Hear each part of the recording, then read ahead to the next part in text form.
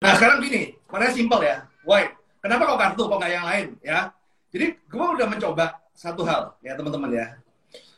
Kenapa kartu kredit? Satu, kenapa nggak lain? Kartu kredit itu adalah permodalan terbaik nomor 2 di dunia menurut aku ya. Permodalan terbaik nomor 2 di dunia. Nomor satunya adalah modal sendiri.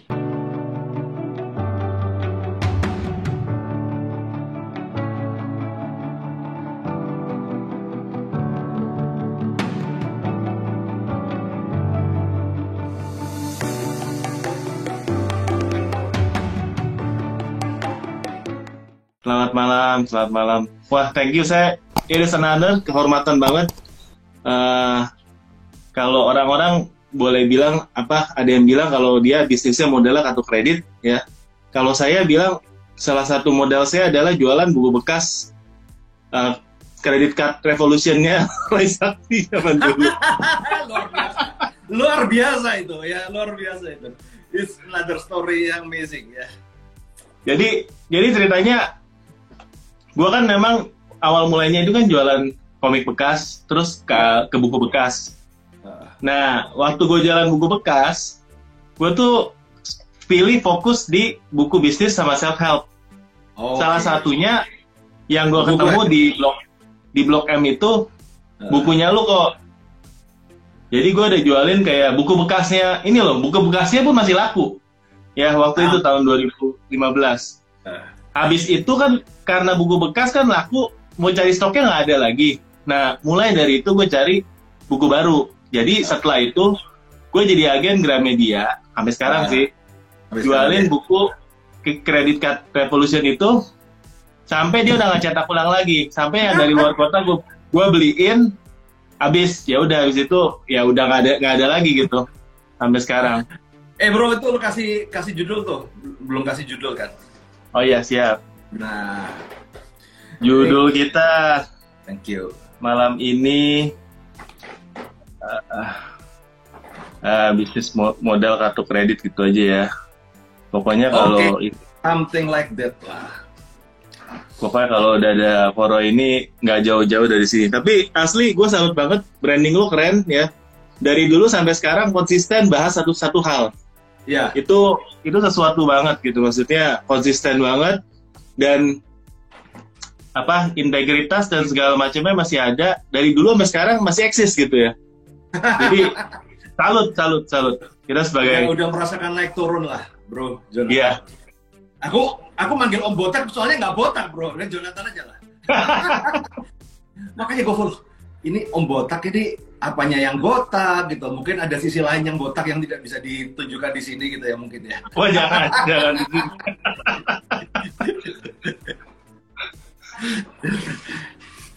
Oke, ini kita mau bahas apa nih?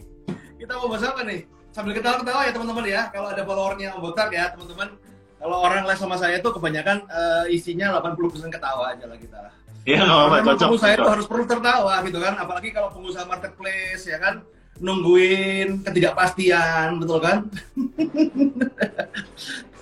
Jadi teman-teman yang malam ini hadir sebenarnya banyakan dari, ya tentunya selain dari followernya Foro ya, dari saya sih banyaknya kita adalah seller marketplace. Jadi kita fokusnya jualan di marketplace, Tokopedia, Shopee, Lazada dan lain-lain ya. Nah, sebagai seller marketplace, kita kan pasti nggak jauh-jauh dari modal lah ya kok ya. Pasti lah. Bisnis plan. Nggak jauh-jauh dari modal. Nah, kita hari ini pengen gali-gali ilmunya dari Koro ini dari sisi modal tuh gimana. Apalagi kalau lihat dari zaman sekarang ya, dari awal kita mau mulai bisnis perlu modal. Waktu kita growing perlu modal. Ya, jadi modal itu kayak sangat dekat dengan bisnis itu ya. Oke. Dan yang kedua, kita ini dikasih fasilitas sekarang bukan cuma dari kartu kredit misalnya ya, karena banyak kan marketplace juga ada ya. Ya, marketplace banyak kan kita nggak pakai modal kartu kredit kalau saya rasa. Teman-teman ini banyaknya pakai pinjol. Ya, karena pinjol ini kan atau ya financial service ini, financial startup udah bekerja sama dengan marketplace, jadi omset kita udah ketahuan, kita nggak perlu anggunan lagi, dilihat dari transaksi kita dikasih pinjaman. Nah, ya, kita akan bahas mengenai dua hal itu ya, mengenai plus minusnya dan lain-lain. Oke. Ya. Gue banyak nanti yang gue share pada teman-teman karena kebetulan juga pangsa pasar kita itu sama, bro. Pangsa pasar kita itu sama. Rata-rata juga murid gue berdagang ya dagangnya kemana ya, marketplace lah. Yang dagang fisik kan juga paling cuma sekarang kan populasi cuma 20-30% lah. Rata-rata marketplace. Nah, yang menarik adalah gue melihat bahwa murid-murid gue itu ketika dia mengkombinasikan ilmu marketplace dengan apa yang gue ajarin itu sinkron. Dan dia cepet banget, sesi growing-nya itu cepet banget itu. Dari seorang dropshipper kemudian menjadi seorang stokis, kemudian menjadi seorang gede ya. Gue mau cerita dulu deh. Salah satu sukses story, sebenarnya murid gue tapi ya inilah ya. Salah satu sukses story yang mungkin di dalam dunia lalu, gue punya murid itu founder MLM. Lu pernah denger MCI? Pernah denger nggak lu MCI? Oh pernah. Masih kan sekarang? Ya. Masih sampai sekarang masih eksis. Itu udah puluhan miliar itu, udah omsetnya udah puluhan miliar tuh, udah mungkin udah setara kayak Juragan 99 lah, sama something like that lah. Cuman kan biasa kalau mereka lebih nggak pamer lah. Dia mulai dia belinya itu import barang dari Cina itu modal kartu kredit, bro. Ngimpor barang dari Cinanya pertama kali, produk pertama batch 001 itu modal kartu kredit. Jadi belajar sama gua dapat 900 juta, kemudian dia datengin, merekin, dan dia mulai dari situ dan growing. Sekarang mah udah gua kalah, bro, udah ratusan kali kalah lah. Makanya ada istilah kan, guru kencing berdiri, murid kencing sambil naik Ferrari. Belum pernah denger itu.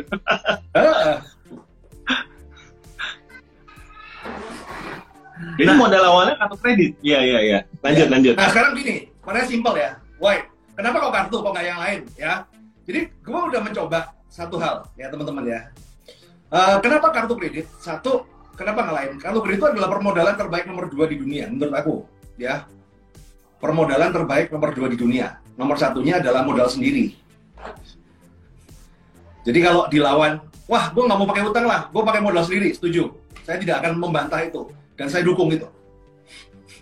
Kalau modal mertua gimana? Itu kan termasuk modal sendiri kan. Jadi dana hibah. Oh, iya. Dana hibah. Ya, pokoknya dana hibah lo ya. Jangan dana yang aneh-aneh ya. Nah, cuma kan problemnya gini ya. Kalau kita berbicara scale up tanpa jaminan, kemudian dengan angka yang besar, itu jadi masalah. Karena rata-rata pinjaman-pinjaman sekarang nggak tahu kalau dari marketplace bisa maksimal sampai berapa. Ratusan juta sih masih bisa sih. Masih bisa ya, ratusan juta masih bisa ya. Tapi kan itu historical apa segala. Nah, di kartu kredit, jadi gini, kenapa gue ngomong kartu kredit? Kartu kredit itu sekarang murah, bro. Kita langsung to the point aja ya. Salah satu sumber murah itu kartu kredit, bro. Apalagi lu pemain marketplace. Sekarang ini kan si orange sama si hijau kan lagi perang, bro. Untuk memperebutkan tahta Scudetto, dia kan lagi perang. Ya, salah satu perangnya itu menarik adalah peniadaan biaya administrasi pengguna kartu kredit yang biasanya dulu 1,5 sekarang nggak ada. Iya. Artinya itu free money. Ya, itu bisa dibilang lo modal utang tanpa riba ya itu.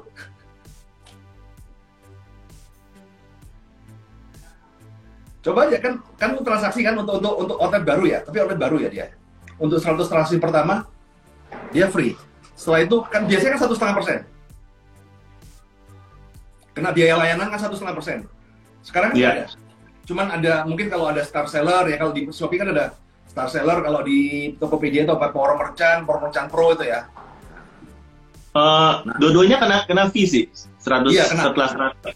Ada. Tapi kan ini adalah salah satu alternatif sumber permodalan tanpa jaminan yang murah. Ya ini bisa didapat. Nah, yang enak dari kartu kredit adalah begini. Nah ini bedanya kita pakai marketplace. Jadi kan saya di sini share dalam kacamata point of view pengusaha marketplace ya, bro. Jadi gini teman-teman, kita bandingkan dengan istilahnya financial fintech ya, peer-to-peer lending lah istilahnya kan. Yang kerennya kan peer-to-peer lending dari marketplace, Shopee ataupun Tokopedia bekerja sama dengan pihak pinjol ataupun pihak finansial, kemudian dia bikin pencairan ya.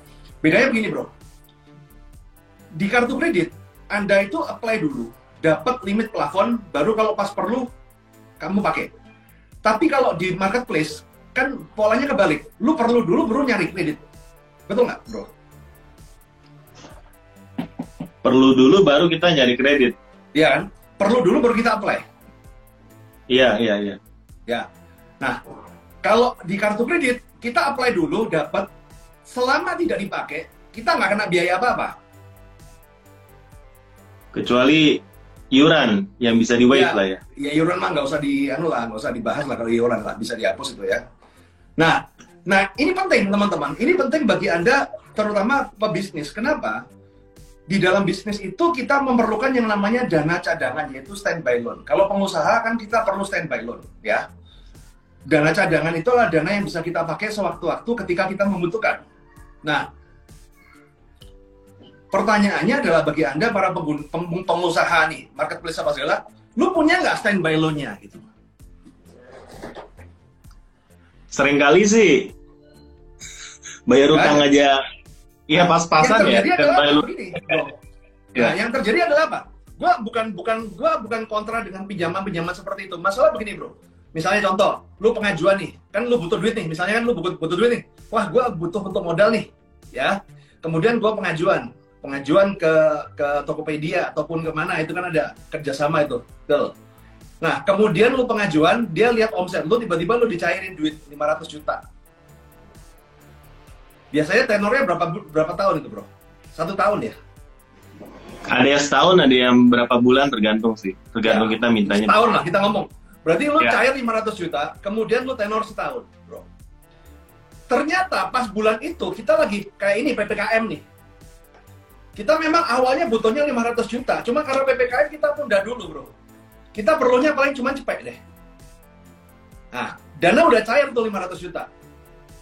Nah, ketika dana udah cair 500 juta, kemudian kita pakai cepet. Kita pakai 100 juta ya. Bulan depan, lu jatuh tempo. Pertanyaannya simpel. Anda bayar angsuran dari yang 100 juta Anda pakai, atau dari 500 juta Anda pinjam? Yang kita pinjam. Nah, artinya 500. Lu kena bunga itu kan 5 kali lipat. Karena Anda hanya menggunakan 100 juta, tapi Anda membayar angsuran yang 500 juta. Nah, akhirnya yang terjadi kita ini, karena kalau orang Jawa ini ngomongnya eman, ya kan? Wah, ini sayang nih, duit udah cair nggak dipakai, ini eman nih. Nah, eman ya kan? Wah, ini bunga jalan terus nih, pakai nggak dipakai, ini angsuran jalan terus. Nah, akhirnya ini memicu reaksi kita, emosional kita. Yang terjadi adalah apa? Kita mulai scale up-nya ngawur. Bisnis nggak bagus, kelihatan bagus. Enaknya duit di mana ya? Oh, ini kripto lagi bagus nih, cemplungin di kripto, gitu kan?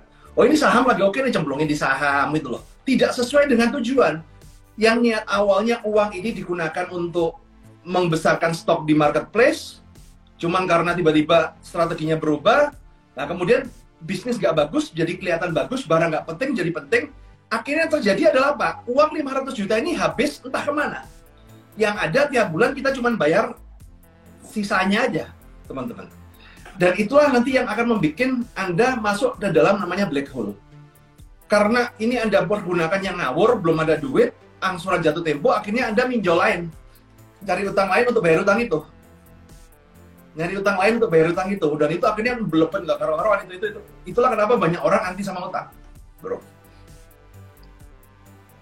Nah, sekarang kita rubah dengan kalau pakai kartu kredit. Lu belajar, lu pakai kartu kredit, lu apply kartu kredit dapat 500 juta, bro. Lu kan dapat plafon lu. Iya.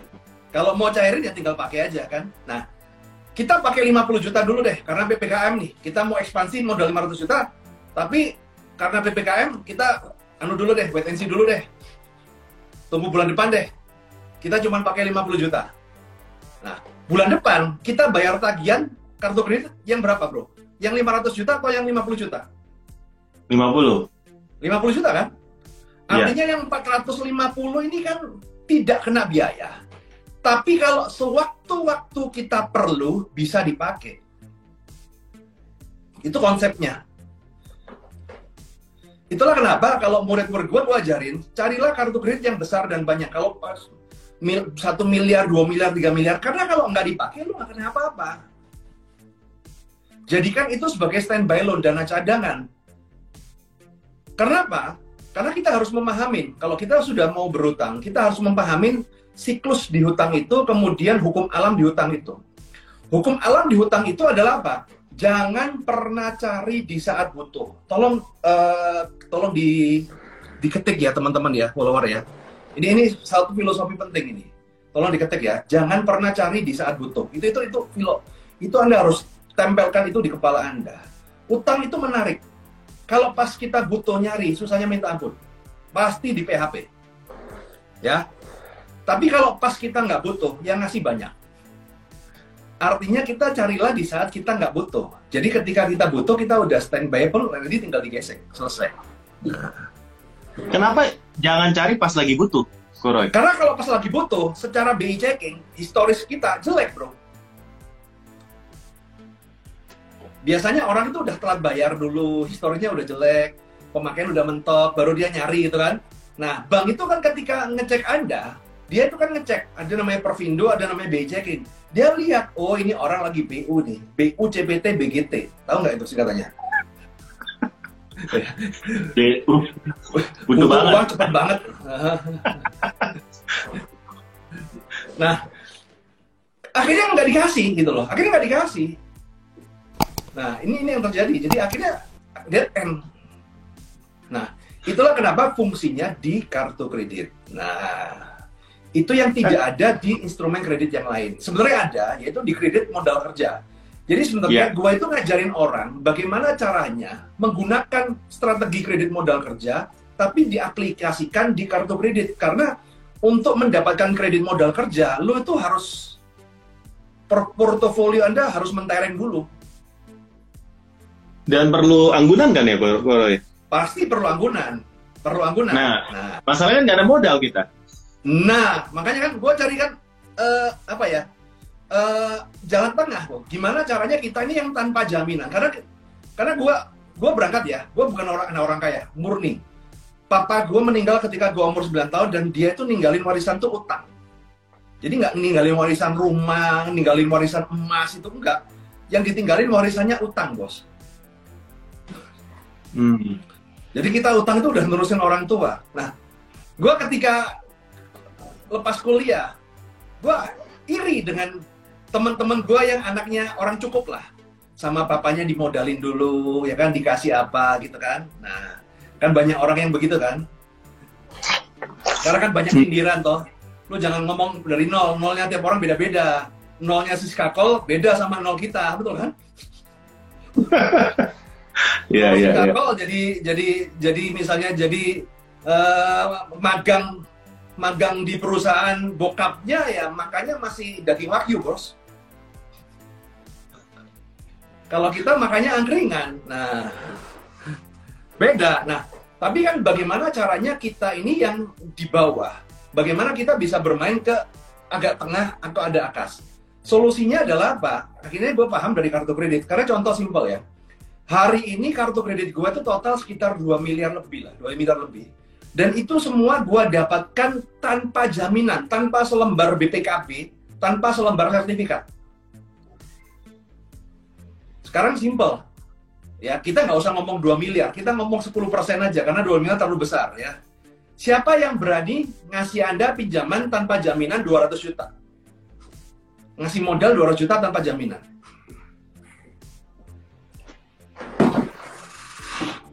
Kalau dari pabrik aja mau ngasih barang, dia mesti lihat dulu ada toko fisiknya nggak, terus ini tokonya siapa punya siapa gitu. Jadi ada background checkingnya, cuma ya ala-ala supplier atau ala-ala pabrik ya. Artinya seperti itu. Iya. Nah, artinya apa? Ini bisa jadi solusi. Nah, cuman begini bro. Ya sekali lagi ya, kita kembali lagi ya. Banyak orang itu tidak menghargai proses. Sama lah. Gua rasa Bro Jonathan juga ngalamin lah. Orang datang ke tempat Anda, nggak pernah jualan marketplace, nggak pernah apa, tiba-tiba minta langsung tokonya rame. Maunya begitu. Banyak nggak kayak gitu ke tempat lu? Banyak sih. Jadi minta digaransi, langsung sukses. Jaminannya apa? Minta jaminan, pasti laku. Iya, iya. Makanya kalau gue buka kelas juga kita selalu bilang nggak ada jaminan. Ya. Mau ikut ya boleh, nggak mau ikut ya udah. Problemnya adalah orang-orang di pasar kita itu banyak yang mentalnya seperti itu. Iya, ya. Mereka nggak lihat prosesnya. Kalau misalnya mereka tahu, itu. Nah makanya kan kalau gue gini loh. Udah lama gitu. Iya. Jadi kan gue kan simpel ya. Kalau gue ngajar cuman tujuannya duit bro. Kalau gue ngajar cuma tujuannya cari duit ya, tanpa melihat yang lain, gue gampang bos. Gue pasti gembar-gemborin, lu belajar zaman gue, lu dapat modal ratusan juta, tanpa modal begini pasti menang. Nah, cuman problemnya kan nggak seperti itu, karena kan gue udah ngajar dari tahun 2010 bro. Udah 11 tahun gue ngajar, gue udah cukup lihat banyak orang come and go, ada orang yang jadi, ada yang jatuh. Gue udah kenyang dengan pengalaman seperti itu. Nah, artinya apa? Gue mempelajarin, gue kasih ngomong, ilmu hutang itu bagusnya dipelajarin setelah Anda bisa jualan. Nah ini untuk poin kedua, catat nih. Poin kedua ini setelah tadi yang pertama. Ya, jadi ini ilmu hutang itu bagusnya dipelajari setelah Anda bisa jualan. Dalam kasus di teman-teman marketplace adalah ketika toko lo udah jadi, udah laku, udah jalan, dan kemudian Anda mengalami yang namanya fase namanya happy problem. Nah jadi gini ya teman-teman ya, kurang modal itu ada dua versi ya. Ada alasan, ada beneran kurang modal. Nah kita harus bisa membedakan mana kurang modal yang cuma sekedar alibi aja, mana yang bener-bener kurang modal, teman-teman. Ya. Nah, ciri-ciri orang yang kurang modal beneran adalah dia sudah mengalami fase yang namanya happy problem. Happy problem, contoh, wah Pak, ini permintaan di toko gue banyak nih, tapi misalnya permintaan, lu jualan produk apa sekarang bro? Payung jas hujan. Payung jas hujan. Pak, ini gue dapat orderan nih dari menteri mana gitu kan, orderan nih bikin jas hujan 10.000 pieces, tapi modal gua cuma bisa sanggup 1.000 pieces, gua bisa cover. Nah ini namanya orang kurang modal. Nah kalau Anda kurang modal kayak gini, lu pasti kasih utang, pasti jadi. Nah cuman ada kurang modal yang cuman alibi. Orang-orang kurang modal itu gini, wah kok pasaran sepi ya, kenapa lu nggak bisa jualan, kurang modal? Nah itu alibi bos.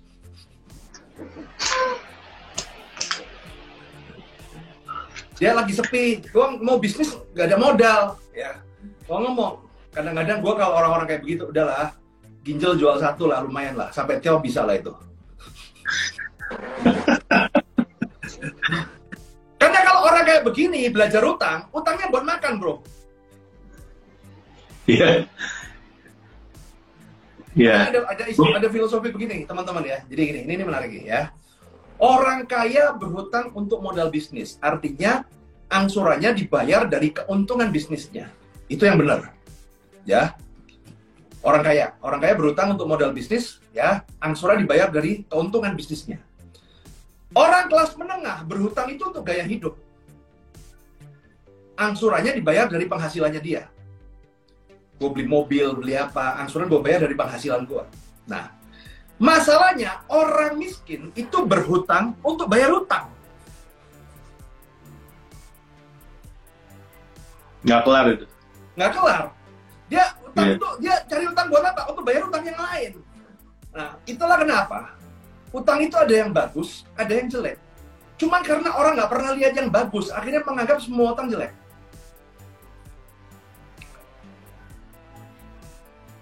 Nah ini yang perlu dipahami. Jadi jangan terlalu overreacted. Saya ngomong overreacted. Utang itu sama seks mirip bro. Gua selalu miripnya di mana?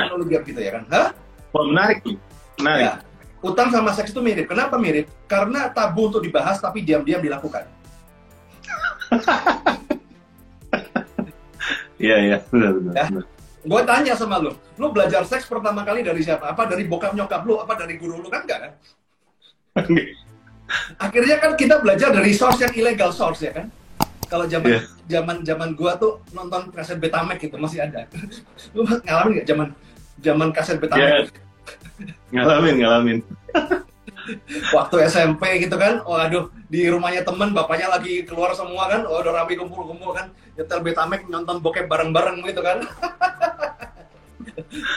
Berarti kan kita belajar ini kan dari source yang nggak jelas itu. Akhirnya yang terjadi kan banyak penyimpangan ya. banyak penyimpangan. Kalau orang yang belajarnya benar ya jadinya benar, ya. Belajarnya nggak benar jadinya nggak benar. Nah, Setuju. makanya kita harus belajar yang benar. Nah, gua memang bidang gua spesifik. Kenapa? Gua itu mau ngajar jualan, gua ya kalah lah sama guru-guru gua lah. Ada Pak Atom, apa segala lebih jago lah. Gua bercokol di sini aja lah. Kan masalah utang ya memang gua kerjaan gua di sini, ya udah gua fokus di sini aja lah. Mau jaga kandang aja gitu loh.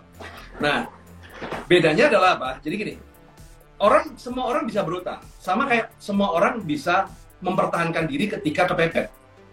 Contoh tiba-tiba ketemu begal, kan kita bisa berantem. Cuman bedanya adalah apa? Kalau kamu paham ilmu utang, itu kayak kamu udah biasa belajar bela diri, kemudian dihadang orang, kamu tahu apa yang harus kamu lakukan. Pasang kuda-kuda begini, kemudian take down-nya bagaimana, menghadapin bagaimana, kita tahu. Tapi kalau orang yang tidak pernah belajar utang, dia cuma sekedar hajar-hajar aja. Nah, biasanya teman-teman itu begitu. Tabu untuk dibahas, diam-diam dilakukan, kena masalah, dia menyelesaikan masalah dengan apa? Nambah masalah baru lagi, tambah gede, tambah gede, tambah gede, tambah gede, bro.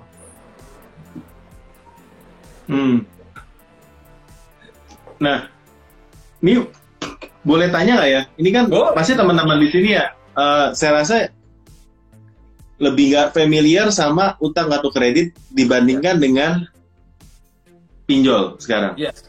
Karena kartu kredit itu menurut saya perlu lebih sophisticated, lebih susah dibandingkan dengan lo apply pinjol. Apalagi yang udah jualan, tinggal klik, nggak nyampe 1 hari udah cair, ya. Padahal, ya jaminannya itu adalah tokonya. Dia sekali telat nyicil, tokonya di freeze. Penghasilan utamanya kalau dia itu jualan online ditutup istilahnya. Makin dia nggak bisa bayar lagi. Itu lebih berbahaya, gua rasa itu lebih berbahaya loh. Nah itu yang saya rasa edukasi yang pengen kita kasih tuh ya gimana caranya tuh teman-teman. Oh iya, nggak kepikiran juga sih gua sih. Lo kan jaminannya tokonya. Iya benar juga sih. Kalau nggak bayar gimana? Nah itu beberapa udah ada yang datang ke saya. Ya makanya saya hari ini mau mengundang Koro ini mau tahu tips dan triknya. Ini caranya dapetinnya gimana dan kalau udah kena masalah gimana gitu. Kalau udah kayak gitu. Apalagi toko lu ditutup. Nah, jadi gini loh. Ada namanya pencegahan, ada namanya penanggulangan ya. Kalau kita berbicara pencegahan. Kenapa gua suka kartu kredit? Karena satu, tanpa jaminan. Kalau ada apa-apa, resiko itu cuma satu, yaitu blacklist. Teror pun nggak seganas pinjol yang sebar data. Ya. Teror pun nggak seganas pinjol yang sebar data. Nggak tahu kalau yang pinjol marketplace itu dia sebar data juga nggak? Harusnya sama itu, bro. Mau legal, ilegal juga sebar data itu.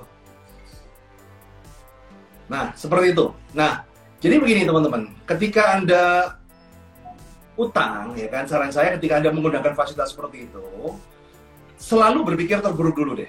Jangan optimis. Nah, kesalahan orang itu terlalu optimis. Tenang aja, gue pasti bisa balikin, ya kan? Cuannya masih bisa balikin. Ya, lu kena ke toko, kita nggak sadar bahwa pemilik toko di marketplace itu kan nasib kita di tangan algoritma tuh. Iya. Algoritma nggak ada yang tahu. Ya nggak ada yang tahu kan, tiba-tiba algoritmanya berbeda, tiba-tiba jualannya dibatasin, tiba-tiba dimonopoli sama supplier, apalagi yang orang itu kan ceritanya begitu kan. Nah kita nggak bisa seperti. Jadi artinya apa? Kalau memang cari utangan, gua ngomong di kartu kredit. Kenapa? Gini bro, enaknya kartu kredit dibanding pinjol-pinjol yang di marketplace itu bro. Kalau misalnya contoh, lu pakai 100 juta. Nah, bulan depan, lu bisa merubah angsuran, cicilan. Tapi kalau lu nggak mampu bayar angsuran, lu masih ada alternatif yang lain, yaitu namanya jurus dana talangan. Di mana angsuran itu, lu bisa bayar cuma bunganya aja. Itu nggak bakal ada di pinjol kayak begitu, nggak bakal ada bro. Gua kasih, kalkulasi ya. Gua kasih kalkulasi nih. Kalau 100 juta, 12 bulan, ya, itu nggak tahu lah, kalau pinjol paling sekitar angsurannya 9 juta, 10 juta lah, something like that ya. Nah, artinya apa? Kalau ketika Anda utang di pinjol kan 100 juta 12 bulan, maka tiap bulan kan Anda harus punya kewajiban untuk bayar 9 juta. Pertanyaannya simpel, apakah penghasilan Anda bisa mencapai itu? Ya itu tuh, ya. Makanya teman-teman, Anda harus tahu, rezeki itu misteri, tapi angsuran itu pasti. Ya, itulah kenapa kita harus punya strategi cadangan. Kalau tidak tercapai, apa yang harus dilakukan? Itu harus dihitung dari awal. Nah, kalau di kartu kredit itu masih enak, bro. Jadi caranya begini, lo kartu kredit gesek 100 juta, merubah cicilan 12 bulan, bulan depan angsuran 9 juta. Bulan depan jatuh tempo 9 juta, lu pas nggak ada duit, bro, ataupun duit itu cuma 5 juta, itu masih bisa diakalin, bro. Diakalin bagaimana? Lu bayar 5 juta, kemudian yang 4 juta, setengah 4 juta itu, nanti dengan satu segi tweak ya, gua nggak bisa jelasin teknikal di sini, kita cuma bayar bunga aja, yang nominalnya paling sekarang sekitar 2,5%. Jadi kita, kalau di kartu kredit itu opsinya banyak. Lu bisa merubah cicilan, lu bisa bayar bunga dulu. Bahkan kalau di kelas gua ajarin bagaimana teknik freeze. Jadi lu bisa 6 bulan kagak bayar. Itu ada caranya, bro. Bukan macet ya, bukan macet ya. Iya. Ya bukan macet ya, tapi namanya teknik freeze, frozen tagihan. Bagaimana kita nge-frozen tagihan selama 6 bulan kita nggak bayar apa-apa. Biasanya teknik ini gue pakai buat teman-teman startup. Kan kalau teman-teman startup yang baru mulai itu kan 6 bulan pertama pasti tekor lah, bakar duit apa segala kan, masih belum jadi. Ya udah, kita udah atur skenario. 6 bulan kita freeze dulu. Nanti bulan ke-7 baru kita masuk bayar bunga. Nanti kalau udah settle baru rubah cicilan. Itu ada step by step-nya itu ada. Nah, fleksibilitas kayak begini itu tidak akan ditemui di pinjol. Nggak akan ketemu saya gini di pinjol, nggak ada. Kalau di pinjol, kalau udah tanya, Pak nggak bisa bayar gimana? Waduh, ya dibayar, bos. Kan nggak bisa, pinjol angsuran 9 juta kemudian lu bayar 5 juta kan nggak bisa. Tapi kalau di kartu kredit, angsuran 10 juta, lu mau bayar 5 juta, bisa. Tapi dengan cara ya, nggak tiba-tiba langsung dibayar.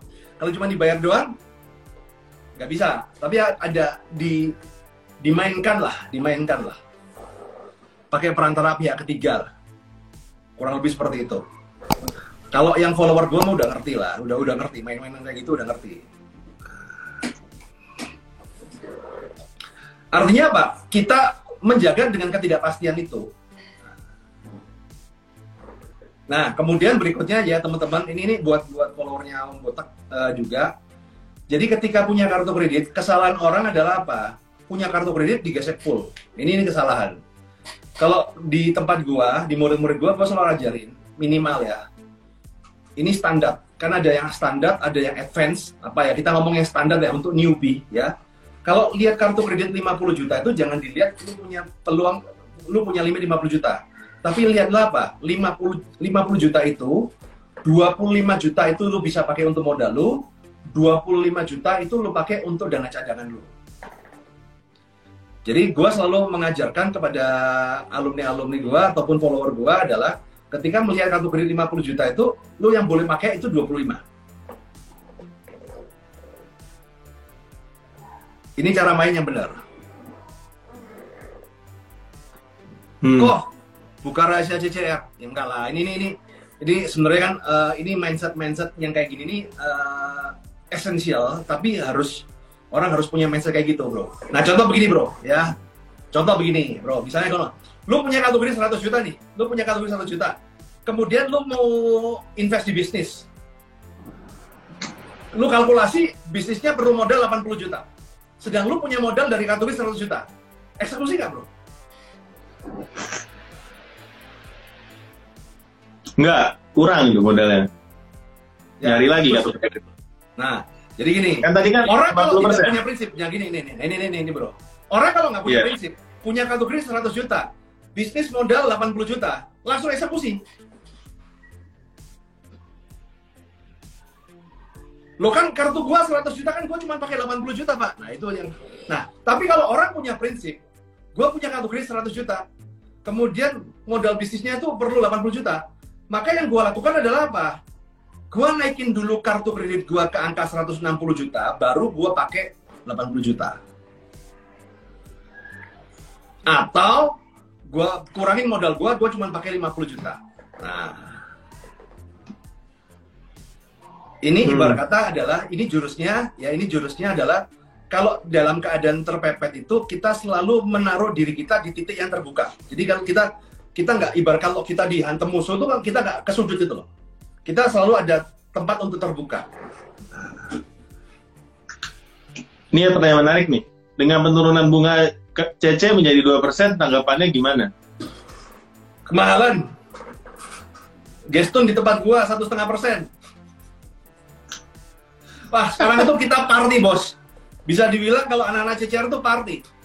Murid-murid gua, KPR, kemudian modal kerja, dikembalikan semua. Pakai kartu, bro. Karena lebih murah, bro.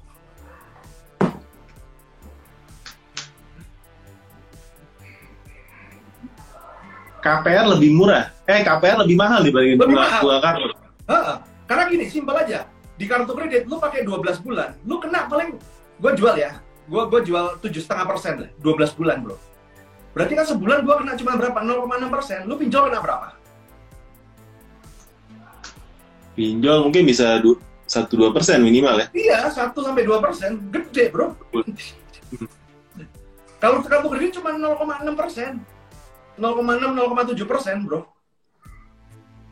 Kalau yang 24 bulan, 12%. Berarti 0,5% bro per bulannya. Nah, dan satu lagi, bedanya antara kartu kredit dengan pinjaman yang lain adalah apa? Di kartu kredit, kalau Anda rubah cicilan, cicilannya itu masih cicilan terbuka.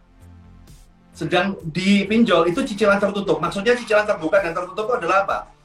Kalau lu geser kartu kredit, rubah cicilan 100 juta, kan per bulan sekitar 8.900.000 lah, ya. Nah, lu bayar 3 bulan, ya, besok-besok, apa yang lu bayar itu lu bisa pakai lagi, bro.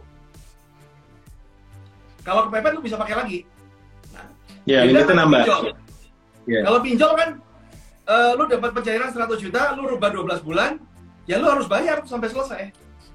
Kalau udah selesai baru pengajuan lagi kan? Iya. Yeah. Nah, kalau di kartu kredit, lu setengah jalan, butuh duit kepepet, bisa gesek lagi, bos. Iya. Ini ada pertanyaan bagus nih. Kalau sudah ada modal, tapi bingung mau usaha apa, solusinya gimana? Nah ini, follow Om Botak. Solusinya ada di Om Botak nih. Solusinya ada di sini. Yeah. Nah, ya. Inilah. Gini.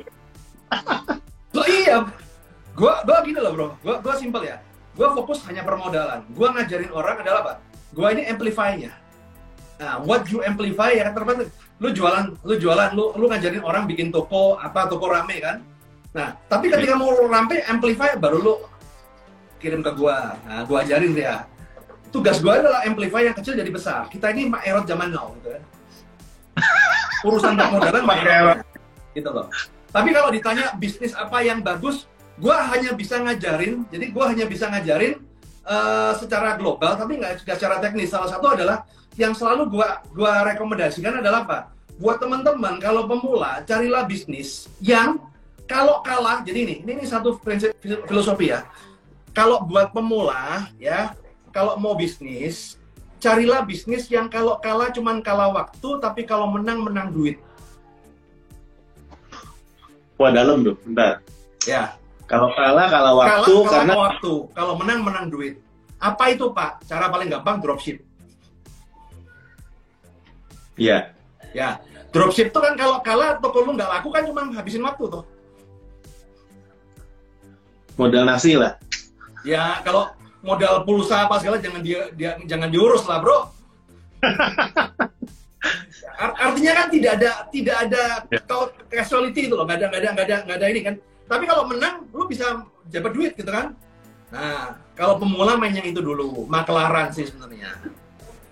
Nah, baru setelah lu jalan, lu sudah ketemu pasarnya, lu masa growing, baru lu pakai utang, gitu loh bro. Karena kalau mencari jati diri kemudian pakai utang itu jadi masalah, gitu. Walaupun omongan gua ini akan mempengaruhi berkurangnya calon potensi orang yang ikut kelas gua.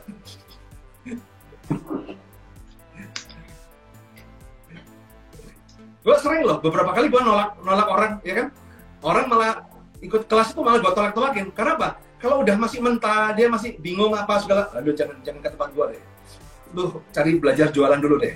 Lu kalau udah jualan, udah tahu produknya apa, udah bagus, kemudian lu udah happy problem, silakan ke tempat gua ajarin lu sulapan. Punya modal ratusan juta bahkan miliaran nggak pakai jaminan. Nah, tapi itu kan kayak gini loh bro. Gue itu kayak ngajarin orang kayak orang minum obat kuat. Nah, gue itu kayak Viagra di dalam permodalan dalam bisnis gue itu kayak Viagranya bro. Nah masalahnya kalau lu nggak ada lawan jenisnya, kemudian lu pakai Viagra, nah terus lu menimbulkan masalah lain gitu kan. Nah kan masalahnya begitu kan, banyak orang begitu kan. Ngacung tapi nggak ada lawannya, mau ngapain itu? Mohon maaf ya teman-teman ya, bahasanya agak begini lah, biar nggak ngantuk lah teman-teman. Mantap. Nah, gue tuh suka banget sama postingan lu kalau yang lu bilang kalau orang punya modal sedikit mau dibeliin barang dulu atau apa dulu, tapi akhirnya lu bilang lu mendingan lu ikut seminar, ambil ilmunya dulu. Itu menurut gue sih penting banget, bro. Jadi gini loh, bro. Kan simpel kan, sama. Iya. Kita belajar bisnis itu sama kayak kita nyetir mobil, bro. Pertanyaan simpel lah. Lu beli mobil baru dulu, kemudian lu belajar bisnis, apa lu proses mobil dulu, bro? Kan begitu kan? Nah, kebanyakan orang itu, kenapa? Nah, yang masalah adalah apa? Kok ya kalau kayak begitu ya jelas, Pak, ya kan kita belajar dulu dong. Masa kita beli mobil dulu, kemudian belajar, kan nanti kan besek-besek kan sayang. Karena mobil itu kelihatan. Ya. Nabrak besek itu kelihatan.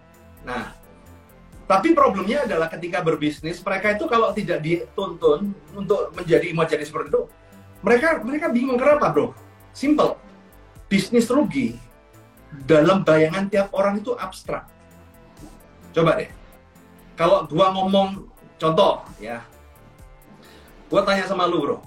Lu tahu api panas itu dari mana? Katanya mentor, apa lu coba sendiri? Zaman lu kecil lah. Lu tahu api itu panas, katanya apa lu coba sendiri? Katanya nanti juga bisa merasakan tanpa terluka.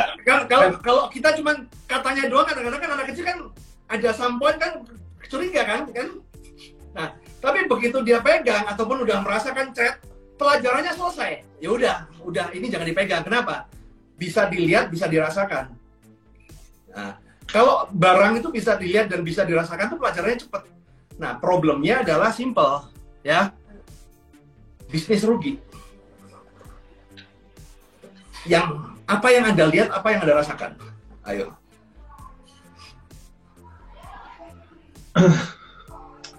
Abstrak. Malu sih. Loh, malu. Kan gitu loh. Apalagi kalau masih ada duitnya. Contoh, ya kan? Lu masih ada duitnya, teman-teman, ya. Bisnis rugi itu baru bisa dirasakan kalau duitnya udah habis, tagihannya masih jalan. Baru di situ Anda akan bisa memahami, meresapin arti sebuah kerugian itu. Tapi selama duitnya masih ada, stoknya masih ada, ya rugi gitu loh. Ya papernya minus, tapi ya nggak bisa merasakan rugi itu apa, karena duitnya masih ada. Nah, banyak orang kan begitu, bro.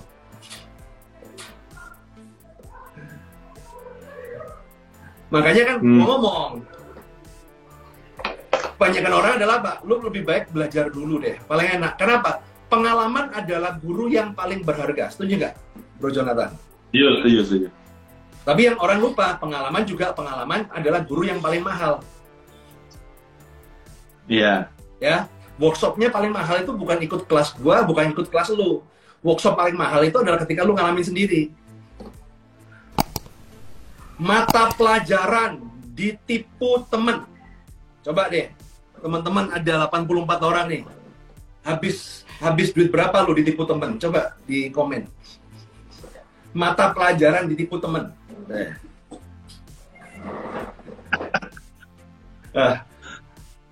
Atau mata pelajaran buka bisnis gagal. Nah, coba deh di komen. Habis berapa tuh? Atau ketipu money game. Ya, ada yang 5 juta, ada yang 500 juta, ada yang 1 miliar, bos. Ya, itu kan, itu cuma satu mata pelajaran, gitu loh.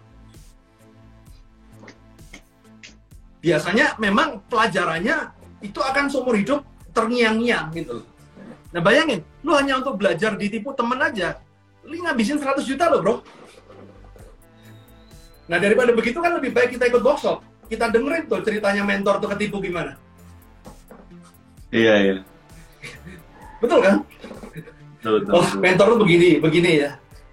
Mentor ketipu gimana gini? Ya minimal kita nggak perlu ngerasain ketipu lah. Minimal kita cari kesalahan yang lain yang nggak pernah dirasakan mentor gitu loh. Yang mentor sudah jalanin dan kemudian wassalam, ya sudah gitu loh. Kita cari kesalahan lain. Masih banyak tuh kok. Banyak gitu ya. 5 juta, ya. Jadi teman-teman kadang-kadang gitu loh. Bukan kita, masalahnya kadang-kadang banyak orang stereotipnya karena kita jualan kelas apa segala. Bukan masalah, gue ikut kelas juga udah puluhan juta, ratusan juta bro. Tapi memang paling gampang itu kalau kita udah tahu polanya, ya kan, simple ya. Kita tahu polanya, contoh, gue belajar marketplace, ya kan, gampang, simple. Ya, gue belum kenal lu bro, gue kenalnya si Bong Apan bro. Ya udah gue ikut Baleo Mall, itu kan. Gue tanya sama lu, ya kan, abis ini gue tanya sama lu lah. Nah, karena itu udah paling gampang, itu udah paling gampang bro.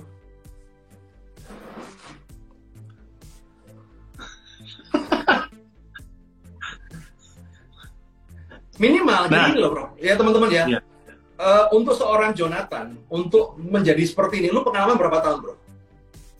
Gue udah jualan online dari 2011, 10 tahun. Tuh, bayangin loh, ya kan, dari untuk seorang Jonathan tuh dia 10 tahun. Tapi kalau kita belajar sama Om Botak Jonathan, nggak sampai 6 bulan udah mungkin bisa ngalahin. Bedanya di situ. Sama, gue belajar ini udah belasan tahun bro. Tapi murid gue, ya kan, 6 bulan, setahun, limitnya udah ngalah-ngalahin gue bro. Itu memang artinya apa? Ya kan memang artinya kan lu udah dapat intisarinya gitu loh teman-teman. It works. Jadi satu hal teman-teman ya, ini kita berbicara ini bukan untuk di topik marketplace ataupun di kartu kredit, enggak. Ini gue bicara general, secara general itu seperti itu. Nah, tapi yang penting adalah, nah ini teman-teman, kalau lu belajar, jadi gini, gue selalu bilang bahwa ikut kelas itu bukan, jadi gini, lu ikut sebuah workshop, ikut kelas apa segala, itu bukan belajar cari ilmu. Nah, kesalahan orang adalah belajar cari ilmu. Ya, teman-teman. Ya, kalau Anda tujuannya cari ilmu, nggak perlu ikut kelas, bos. Buka YouTube, buka Google. Ya, itu kunci dunia. Ya, kunci dunia, bos. Coba zaman dulu orang belum ada Google dan cuma lu satu-satunya yang bisa buka Google. Lu akan menguasai dunia. Karena lu cari apapun ada. Zaman dulu untuk mencari sesuatu itu harus ke perpustakaan yang zamannya Lord of the Ring itu kan harus ke perpustakaan yang kayak Gregorian yang ratusan buku tumpuk pelajarin begini. Sekarang kan tinggal cari, bos. Jualan marketplace selesai. Nah, artinya apa? Ke workshop tujuannya itu bukan cari ilmu, teman-teman. Tapi apa? Nyaring ilmu. Karena sekarang dengan banyaknya pengetahuan, sharing ya. Gua sharing, Om Botak sharing, siapa sharing. Sekarang ini kita nih berada dalam masa overload konten. Dimana konten itu nggak kurang, tapi overload tuh mau cari apapun ada, bos. Ngapain ikut workshop, kan? Buka YouTube itu ada, semua itu ada.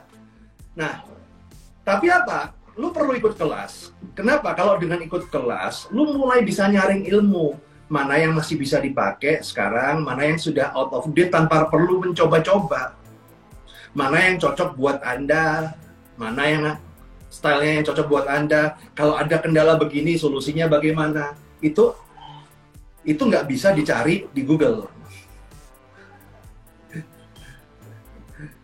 Harus ada mentor yang berpengalaman. Makanya sebenarnya mentor itu adalah pembimbing. Dia nge-guide. Fungsi seorang mentor itu bukan menggurui, bukan ngasih lebar. Ilmunya ada, tapi dia meng-guide ketika ada diskusi. Karena begini loh. Ada simpel ya.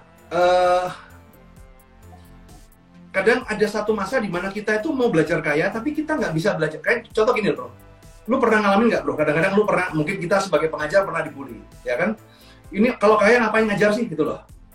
Wah, itu buktinya orang-orang kaya kayak Sandiaga Uno apa segala dia nggak ngajar kaya. Bukan masalah begitu bro. Problemnya satu, banyak orang kaya tapi juga nggak mau ngajar bos, gitu loh.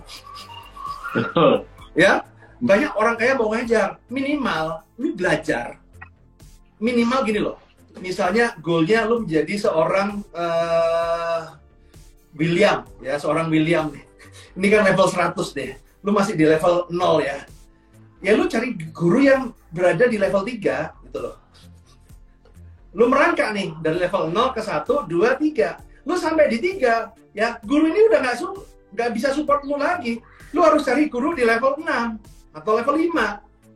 Udah, dia jalan lagi. Nanti dia kan ada level 10 begitu gitu loh. Nggak, nanti kan ketemunya gurunya beda-beda. Wong Tio Buki aja belajarnya dari 7 guru kan.